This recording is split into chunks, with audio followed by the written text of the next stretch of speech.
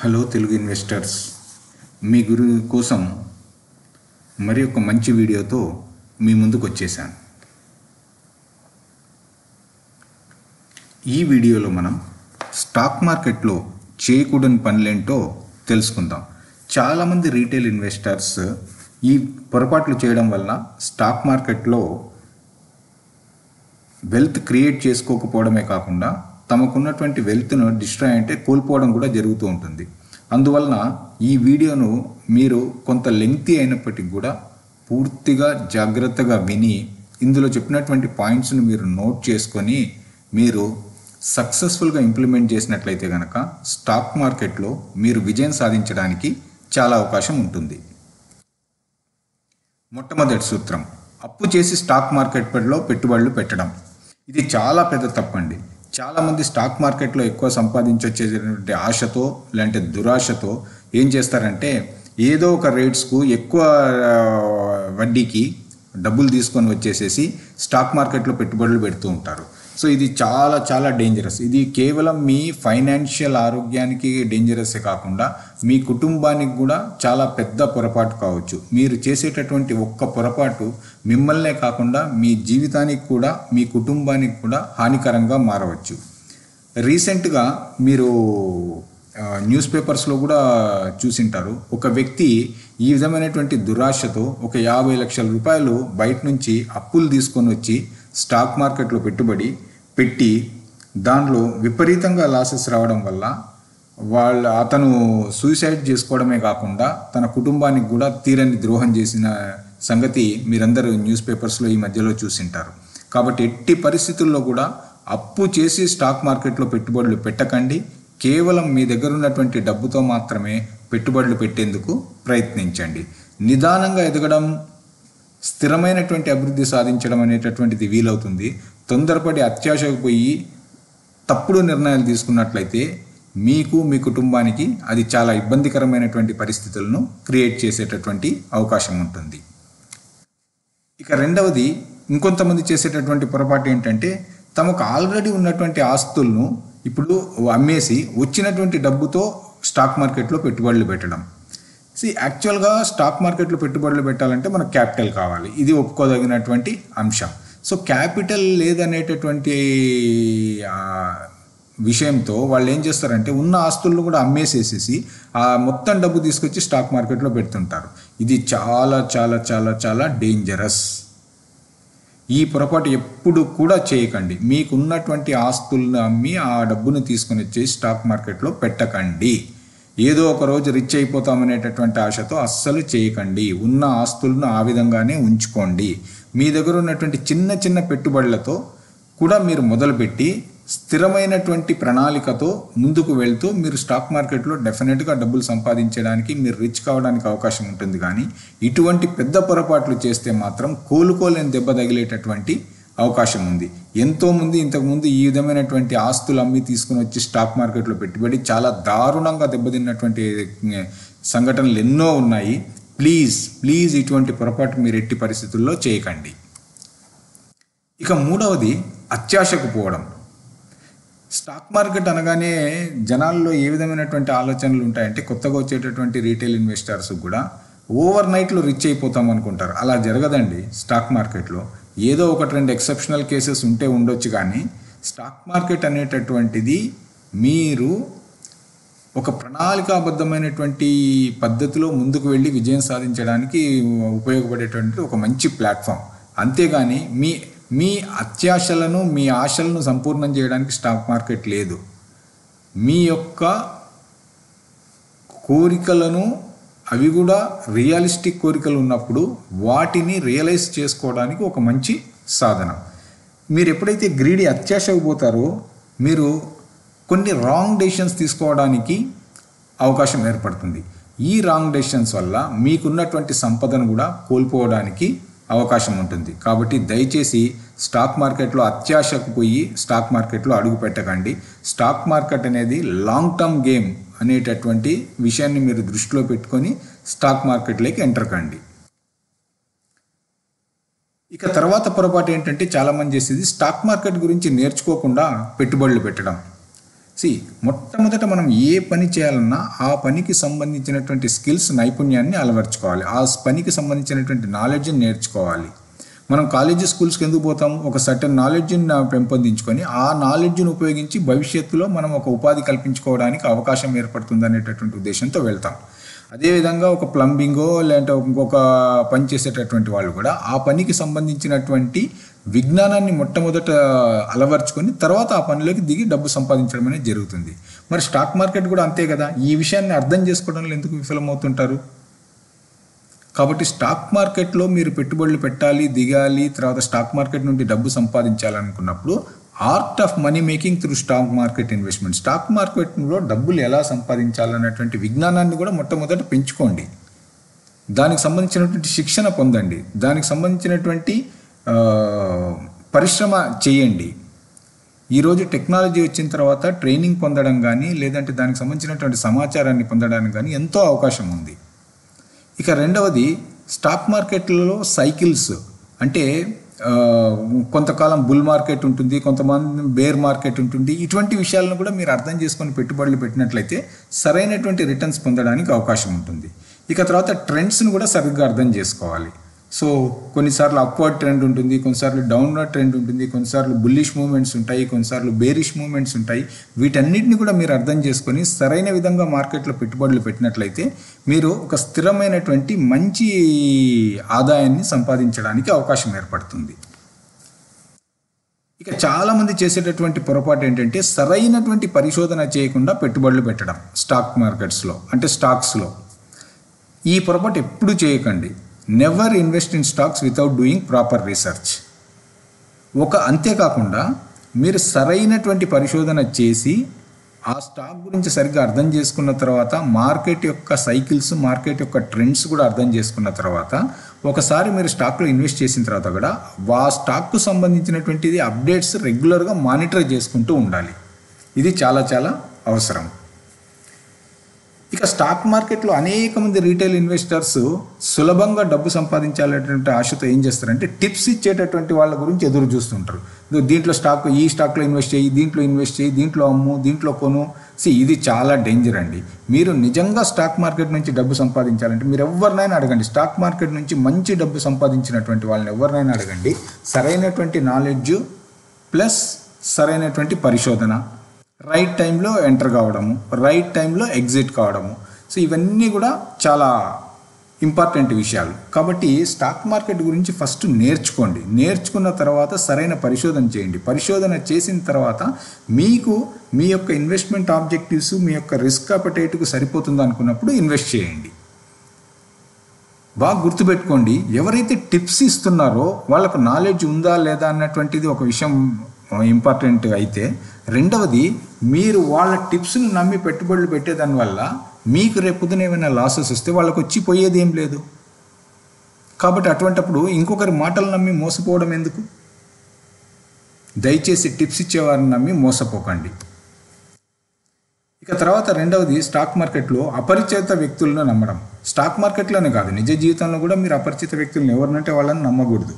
ఒకవేళ ఎవరైనా చెప్పింది మనం వినాలి, కానీ ఆ తర్వాత వారి గురించి పూర్తి వివరాలు తెలుసుకోవాలి.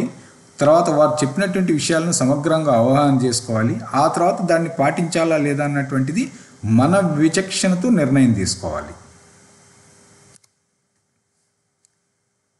ఒక పెద్ద 3 పొరపాట్లు అండి స్టాక్ మార్కెట్లో ఎక్కువ మంది నష్టపడడానికి రీజన్.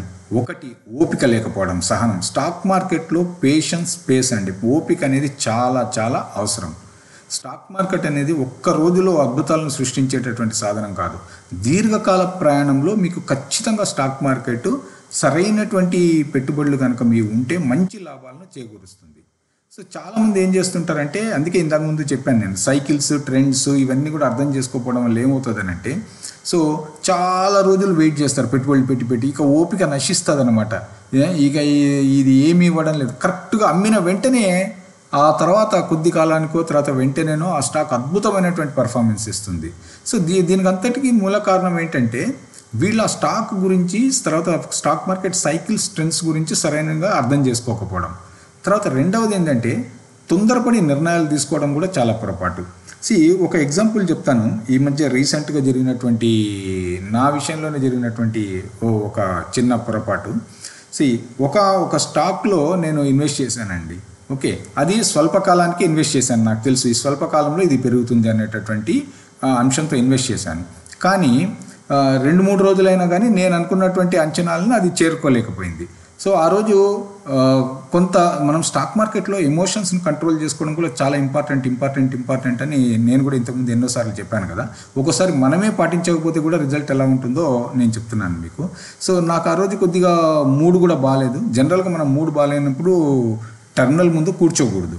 కానీ ఆ రోజు ఏం చేశానంటే టర్మినల్ ముందు కూర్చున్నాను. ఇక ఇది ఎంతకు పెరగడం లేదు వచ్చి అని, అది నేను పెట్టినటువంటి పెట్టుబడి కంటే దాటిందనమాట. అంటే ముందు మైనస్ పోయింది, తర్వాత నేను ఏ ఇన్వెస్ట్మెంట్ అయితే పెట్టానో దానికంటే కొంత లాభాన్ని తీసుకొచ్చింది. ఇక చాలు ప్రధాన అసలు ఇది ఇప్పటికే నాకు దీని గురించి చాలా ఆలోచించాల్సి వస్తుందని టక్కన అమ్మేశాను. మీరు నమ్మరు, నేను అమ్మినటువంటి టైము దగ్గర 11:15 ఉంటుంది మార్నింగ్. సో ఆ తర్వాత మళ్ళీ నేను ఈవినింగ్ 3 o'clock దాన్ని చూసేసరికి దగ్గర ఒకే రోజులో 19% ఇంక్రీజ్ ఉంది ఆ స్టాక్. చూసారా, మనం తొందరపడి నిర్ణయాలు తీసుకోకుండా ఏదైతే మనం ముందు చేసినటువంటి రీసెర్చ్ ప్రకారం ఆ స్టాక్ ఖచ్చితంగా పెరగాలి. సో పెరుగుతుందని కూడా తెలుసు, అయినా కానీ తొందరపాటు నిర్ణయం అనమాట. సో ఓపిక లేకపోవడం, అరే ఇంకా 2-3 రోజులైంది, ఇంకా నేను అనుకున్నటువంటి అంచనాను చేరుకోలేకపోయిందే అనేటటువంటి. సో దీనివల్ల జరిగినటువంటిది ఏంది, 19% అభివృద్ధి 2-3 గంటల్లో. అంటే 1 లక్ష రూపాయలు పెట్టుబడి పెట్టింటే 19,000 లాభాన్ని కేవలం ఒక 3 గంటల ఓపిక లేకపోవడం వల్ల కోల్పోవాల్సి వచ్చింది. సో అదే దీర్ఘకాలంలో ఇది మీరు ఒకసారి ఆలోచించండి.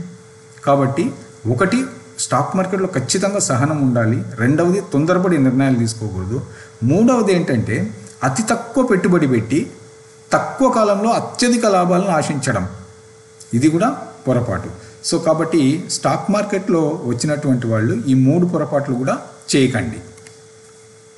ఇక తర్వాత ఈరోజు సోషల్ మీడియా ఛానల్స్లో హంగామా ఎక్కువ జరుగుతుందండి. యాక్చువల్గా నిజంగా వాళ్ళకి ఎంత పరిజ్ఞానం ఉండి ఆ విషయాలను తెలియజేస్తున్నారో తెలియదు. కానీ కొంతమంది డెఫినెట్గా మంచి నాలెడ్జబుల్ పీపుల్ ఉన్నారు, మంచి ఇన్ఫర్మేషన్ ప్రొవైడ్ చేస్తున్నారు. అటువంటి వాళ్ళని మనం వాళ్ళ దగ్గర ఉండేటటువంటి సమాచారాన్ని మనము విని అర్థం చేసుకొని విశ్లేషించుకొని తగు నిర్ణయాలు తీసుకోవడంలో తప్పులేదు. కానీ ఇక చాలామంది మాత్రము తెలిసి తెలియని మిడిమిడి జ్ఞానంతో పరిజ్ఞానంతో వాళ్ళు ఏదో విషయాలను ఏదో సమాచారాన్ని తెలియజేయాలని కానీ లేదంటే పబ్లిసిటీ క్రియేట్ చేయాలని కానీ చేస్తున్నారు. ప్లీజ్ దయచేసి ఇటువంటి వాటి పట్ల మీరు చాలా జాగ్రత్తగా ఉండండి. అటువంటి సమాచారాన్ని బేస్ చేసుకొని మీరు ఏదైనా ఇన్వెస్ట్మెంట్ నిర్ణయాన్ని తీసుకున్నట్లయితే మీరు ఆల్వేస్ గుర్తుపెట్టుకోండి, మీరు కష్టపడి సంపాదించినటువంటి డబ్బు దాంట్లో ఒక్క రూపాయి పోయినా కానీ మీరు చాలా బాధపడాల్సి ఉంటుంది. కాబట్టి సోషల్ మీడియా ఛానల్స్లో ఉండేటటువంటి హంగామాను పూర్తిగా నమ్మకండి. ఇక తర్వాత కొంతమంది రీటైల్ ఇన్వెస్టర్స్ కొంత నాలెడ్జ్ ఉంది అని తమకు తాము భావించే వాళ్ళతో వచ్చేటటువంటి ప్రాబ్లం ఏంటంటే తామే చాలా గొప్ప అని వాళ్ళు భావించుకోవడం. రైట్, వాళ్ళకు నాలెడ్జ్ ఉండొచ్చు, వాళ్ళకి ఇంటెలిజెన్స్ ఉండొచ్చు, లేదా వాళ్ళకు రిసోర్సెస్ ఉండొచ్చు, నేను దాన్ని తప్పుపట్టడం లేదు. కానీ ఒక్క విషయం మాత్రం గుర్తుపెట్టుకోండి, all investors, stock market is always right. So ఈరోజు నువ్వు పెట్టుబడి పెట్టి పెరుగుతుంది అనుకొని రేపు పడిపోయిందంటే అది ఆ విషయంలో స్టాక్ మార్కెట్ తప్పు కాదు, స్టాక్ మార్కెట్ ఈజ్ రైట్. దానికి ఒక రీజన్ ఉంటుంది, ఎందుకని తెలుసుకోలేకపోవడమే నీ యొక్క పొరపాటు. తర్వాత రెండవది వచ్చేసి స్టాక్ మార్కెట్ను పర్ఫెక్ట్గా టైమింగ్ చేయడం ఎవ్వరికీ కుదరదండి. అందువల్ల కాబట్టి మీరు ఎప్పుడు కూడా అన్ని పరిస్థితుల్లో కూడా స్టాక్ మార్కెట్లో ఇన్వెస్ట్మెంట్స్ చేస్తూ ఉండడం అనేటటువంటిది సరైనటువంటి పద్ధతి. ఇక తర్వాత ఒకసారి స్టాక్ మార్కెట్లో అంటే ఒక స్టాక్లో ఇన్వెస్ట్ చేసిన తర్వాత ఎప్పటికప్పుడు ఆ స్టాక్ గురించి వచ్చేటటువంటి ఇన్ఫర్మేషన్ను ఎప్పటికప్పుడు కూడా మీరు తెలుసుకుంటూ ఉండాలి. స్టాక్ మార్కెట్ ఎంత డైనమిక్ అనంటే ఒకే రోజులో అప్పర్ సర్క్యూట్ తగలొచ్చు, ఒకే రోజులో లోయర్ సర్క్యూట్ కూడా తగలొచ్చు. అంటే ఒక్కొక్క స్టాకు ఒక 20% వరకు పెరగవచ్చు, 20% వరకు పడిపోవచ్చు. అంటే మీ వెల్త్ ఎంత సంపద సృష్టించడానికి వీలుందో అంతే సంపద డిస్ట్రాయ్ అంటే నాశనం కావడానికి కూడా అవకాశం ఉంది. కాబట్టి ఇంతకుముందు చెప్పినట్లు కూడా సమాచారం అనేటటువంటిది స్టాక్ యొక్క ప్రైసెస్ మీద ప్రభావాన్ని చూపిస్తుంది. ఫర్ ఎగ్జాంపుల్ ఒక కంపెనీకి ఒక మంచి ఆర్డర్ వచ్చింది అనుకుందాం. సో దాన్ని స్టాక్ మార్కెట్ కన్నా ప్రాపర్గా పాజిటివ్గా పర్సీవ్ చేసుకుంటే స్టాక్ ప్రైస్లో అధికంగా ధరలు పెరగడానికి అవకాశం ఉంటుంది.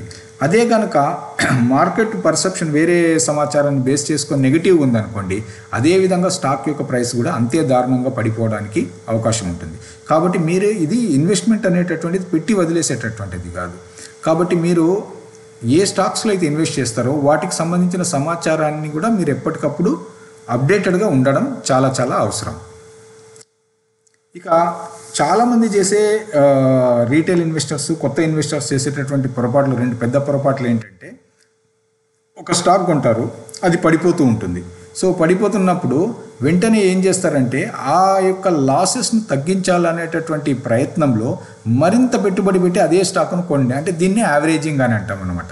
అంటే మనం కొన్నటువంటి యావరేజ్ ప్రైస్ను మనం తగ్గించుకోవడం వల్ల సో ఆ స్టాక్ మళ్ళీ పెరిగితే మళ్ళీ లాభాలు లేక వస్తామనేటటువంటి ఆలోచన. ఇక్కడ 2 థింగ్స్ అండి చాలా చాలా ఇంపార్టెంట్. ఒకటి, స్టాక్ గురించి పరిపూర్ణంగా తెలుసుకోకుండా యావరేజింగ్ ప్రయత్నం చేయడానికి, సరాసరి చేయడానికి ప్రయత్నించడం చాలా పెద్ద పొరపాటు. తర్వాత రెండవది వచ్చేసి, అరే ఇంత పడింది కదా, ఇప్పుడు ఒక 10%, 20%, 5%, 30% పడింది కదా, ఇంకెంత పడుతుందిలే, మళ్ళీ ఇదే స్టాక్ పైకి లేస్తుంది అని నిర్లక్ష్యంగా ప్రవర్తించడం కూడా చాలా చాలా డేంజరస్. సో ఇంతకుముందు మనం చూసుకున్నట్లయితే నిఫ్టీ 50లో ఉన్నటువంటి పెద్ద పెద్ద స్టాక్స్ కూడా మీరు ఒకసారి పడ్డం ప్రారంభించిన తర్వాత ఈరోజు అవి ఒక పెన్నీ స్టాక్స్, అంటే ఒక నామినల్ ప్రైస్కు, అంటే ఒక 600-800 రూపాయలు ఉన్నటువంటి స్టాక్ కూడా ఈరోజు 15-20 రూపాయలకు వచ్చింది. సో పడిపోతుందంటే మళ్ళీ లేస్తుంది అనడానికి గ్యారంటీ లేదు. అది ఎందుకు పడుతుంది, దానికి రీజన్స్ ఏంటి, దాని కంపెనీ యొక్క ఫండమెంటల్స్లో డిఫరెన్స్ ఉందా, ఇది టెంపరరీ ఫెనామినానా, సో మళ్ళీ ఎదగడానికి దీనికి అవకాశం ఉందా, మేనేజ్మెంట్లో లోపాలా, లేకపోతే మార్కెట్లో వస్తున్నటువంటి మార్పులా, ఇవన్నీ మీరు అర్థం చేసుకోకుండా మళ్ళీ యావరేజింగ్ చేయడానికి ప్రయత్నించారనుకోండి, ఫర్దర్గా కూడా మీ డబ్బును మళ్ళీ లాస్ కావడానికి, మీ సంపదను కోల్పోవడానికి అవకాశం ఉంటుంది. సో దయచేసి యావరేజింగ్ చేసే ముందు మొట్టమొదట పెట్టుబడి పెట్టే ముందు ఎంత రీసెర్చ్ చేయాలనో, యావరేజింగ్ చేయాలని నిర్ణయం తీసుకునే ముందు కూడా మళ్ళా రీసెర్చ్, అంటే మళ్ళా పరిశోధన అంతే చేసి ఆ తర్వాత సరైనటువంటి నిర్ణయం తీసుకోవాలి.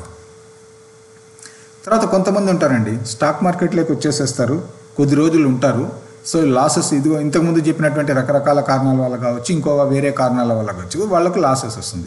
ఇక వెంటనే స్టాక్ మార్కెట్ను నిందించడం మొదలు పెడతారు. స్టాక్ మార్కెట్ అంతా వేస్ట్, తర్వాత స్టాక్ మార్కెట్ అనేది ఒక గ్యాంబ్లింగ్ పాయింట్, స్టాక్ మార్కెట్ అనేటటువంటిది ఇది, స్టాక్ మార్కెట్ అనేటువంటి ఇవన్నీ కూడా తప్పుడు విషయాలని ఖచ్చితంగా నేను చెప్పగలను. ఎందుకనంటే వాస్తవాలు తెలుసుకోకుండా స్టాక్ మార్కెట్ను నిందించడం అనేది తప్పు. నిందించుకోవాల్సింది ఎవరు, ఆ వ్యక్తి తనను తాను నిందించుకోవాలి. ఎందుకు, తన యొక్క పెట్టుబడులలో లాస్ వచ్చింది అని అంటే స్టాక్ మార్కెట్ తప్పు కాదు, స్టాక్ మార్కెట్ యొక్క విషయాలను అర్థం చేసుకోకపోవడం తప్పు సరైనటువంటిది. కాబట్టి ఒక మనిషి అనేటువంటి వాళ్ళు పొరపాట్లు చేస్తుంటాం. కొత్త పెట్టుబడిదారులు, కొత్త ఇన్వెస్టర్స్ కూడా పొరపాట్లు చేసేటటువంటి అవకాశం ఉంటుంది, తెలుసో తెలియకనో. కాకపోతే మనం చేసినటువంటి పొరపాట్లను మనం అనలైజ్ చేసుకొని వాటి నుంచి విషయాలను నేర్చుకొని మార్కెట్ను సరిగ్గా అండర్స్టాండ్ చేసుకొని మళ్ళీ ముందుకు వెళ్తే అద్భుతమైనటువంటి విజయాలను సాధించవచ్చు. ఇలా చేసినటువంటి వాళ్ళు కూడా ఎంతో మంది ఉన్నారు.